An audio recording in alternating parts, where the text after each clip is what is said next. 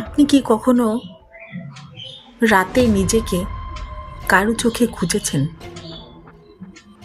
আজকের গল্পটি শুনুন, যেখানে সত্যি এবং ভয়ঙ্কর অভিজ্ঞতা মিলেছে একসঙ্গে। এটা ছায়ার বন্ধু রিমা আজ তার অভিজ্ঞতা আমাদের সাথে ভাগ করবে। রিমা তার ছোট ছেলে আকাশকে ঘুম পাড়াচ্ছিল। ঘরটা খুব শান্ত ছিল। হঠাৎ দরজার নিচ দিয়ে একটা ছায়া দেখা গেল। রিমা ভয় পেয়ে গেল,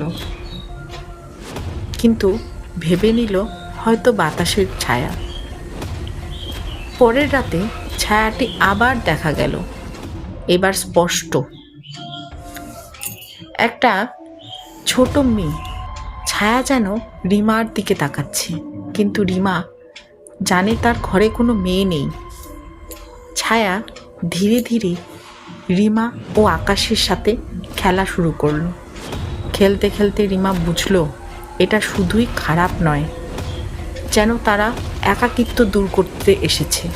কিন্তু একদিন ছায়া হাত বাড়িয়ে বলল, আমার সাথে চলো। রিমা চমকে উঠল। সেই রাতে জানালার আড়ালে সে দেখল ছায়া আসলে এক প্রাচীন ঘরের আত্মা, যা বহু বছর ধরে একা ঘুরে বেড়াচ্ছে। রিমা বুঝল কখনো বন্ধুত্ব সবসময় নিরাপদ হয় না। রিমা আজও মাঝে মাঝে রাতের অন্ধকারে ছায়ার চোখ খুঁজে পায়। আর আমরা কি সত্যি একা থাকবো, নাকি ছায়ার বন্ধুকে আমন্ত্রণ জানাবো?